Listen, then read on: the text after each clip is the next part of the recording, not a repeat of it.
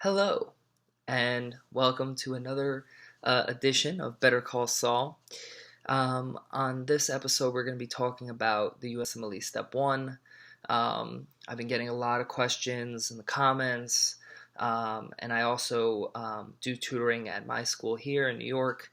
I'm also the head of a group here in this school that specializes in helping people prepare for the Step 1 exam. So I feel like I'm uniquely um, qualified and experienced to talk on this. I just remember that I personally had a lot of anxiety before this test. Everyone says you need a certain score, you're not going to get into a certain specialty. And there's just a lot of I see people who have been accepted to this medical school and they haven't even started yet. And they see my information online that I'm the head of this Step 1 group here, and they email me and they say, "Oh, should I buy first aid now? Should I buy UWorld now? Should I start doing questions?" And I'm like, "What is going on? You haven't even started medical school yet. What are you doing? Enjoy your summer before medical school. Enjoy your few months before medical school. You won't even understand first aid right now." Um, so I'm here to just really talk about it. I want this to be an active discussion. I really want people to post in the comments. I will answer any questions that you have. So first, I want to start off by saying, one, you do not need to absolutely, if you are a U.S. American allopathic medical graduate, you do not need to absolutely ace the Step 1 to get into a competitive specialty.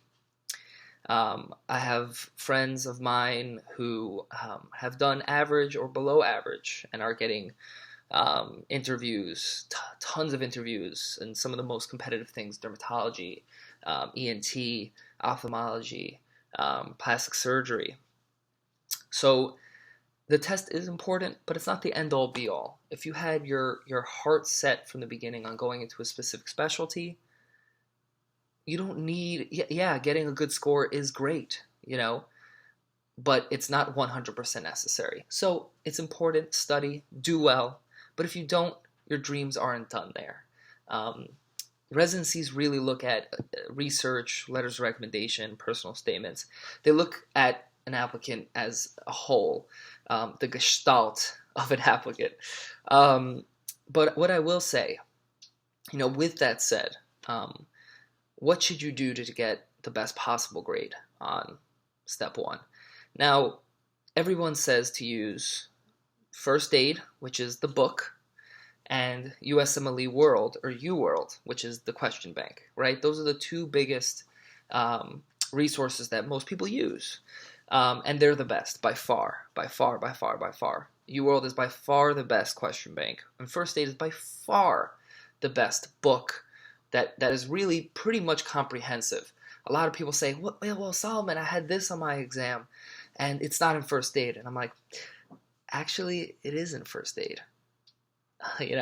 So additionally, you see people who do UWorld 3 times and don't do well on the Step 1. And then you see someone who has done UWorld once and has done tremendously well on Step 1. So first of all, there is a right way and a wrong way to use UWorld. UWorld is a glorified textbook.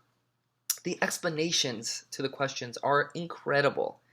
They need to be used properly. You need to read why your answer was correct or incorrect and why every other answer was correct or incorrect. And you need to really internalize why you got that question right or wrong. Okay, you can't. It's not about just doing a million questions so you can just tell everybody, "Oh, I did 10,000 questions." That doesn't translate to getting a better score. Just doing questions and not really thinking about it and conceptualizing the material. That's not going to do anything for you. People might think that you're amazing, that you're doing so many questions, but that's not how it translates. Additionally, you need to do well in your coursework during your first and second years. It's very important.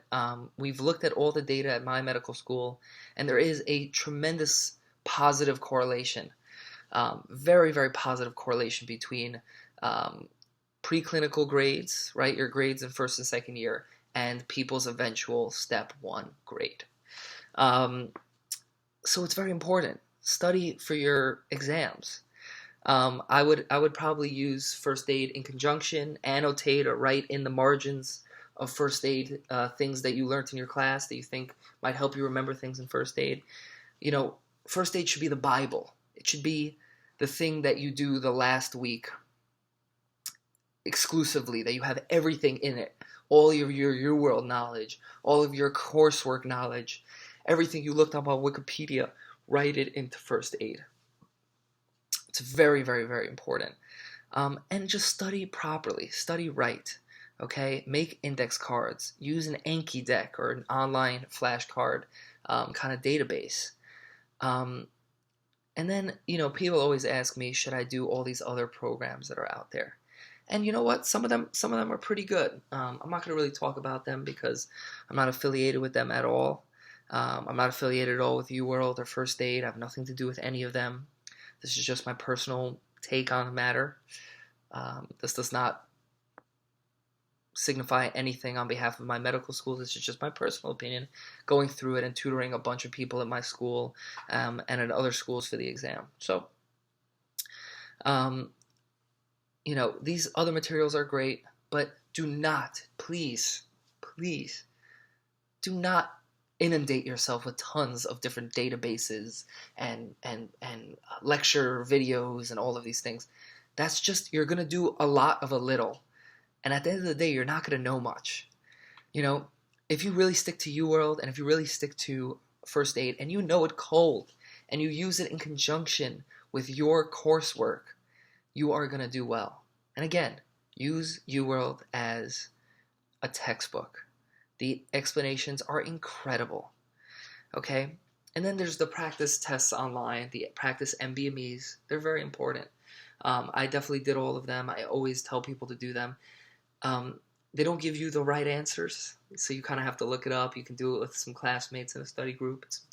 Be nice, but they're very important to kind of gauge how you're doing. It's a diagnostic kind of endeavor. So that's important. UWorld also has a test that for step 1 overshoots your grade by around 10 points or so. So take that with a grain of salt. I definitely did. What people sometimes do is there's these free 120 questions or 150 questions, and you're able to do them in the test center. I always tell people that they should go to the test center before they take the actual exam. In these test centers, you're treated like it's like airport security times 100. Okay, you have to take your pockets inside out. You have to show, if you're wearing a hooded sweatshirt, what's in the hood. They use a wand. You have to get fingerprinted.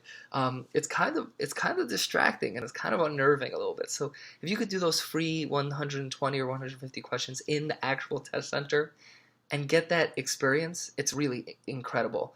There's always a guy walking behind you, and it takes time to get used to it. So instead of taking the first couple of blocks of your step 1 to get used to it, take those free questions there and get used to it then, when those questions mean nothing and don't count for anything. That's my advice. I want to get a big discussion going because I think the step 1 is a very, very interesting topic and a cause of tremendous stress for everybody when it really shouldn't be. This is what I tell everybody. This is at the end of your 2 years or your year and a half in some medical schools nowadays. It's really a celebration. I'm not just saying that, but it's really a celebration of what you learned over that period of time and all of that information coming together and consolidating it in your mind. And really, it's one of those real first steps to becoming a doctor and putting all that information together and looking at vignettes and being able to use all that different information from ID to immunology to basic sciences and kind of putting it all together to answer a real-life clinical scenario in vignette. I think it's truly amazing. It's one of those amazing experiences where things come together and you have that moment, where the light bulb goes off and you feel amazing. So it's really a privilege. It's really fun. don't get too stressed out. At the end of the day, if you don't do well, you could do better on step 2. You could do better in your clerkship grades. You're better on your shelf exams. Research, personal statements, letters of recommendation are so important. Your interviews. So at the end of the day, listen, clerkship grades are more important than the steps. They really are. And the step is not the end all of be all. So have fun while studying. Let's get a conversation going. Ask me anything. I really want to help. And listen, better call Saul.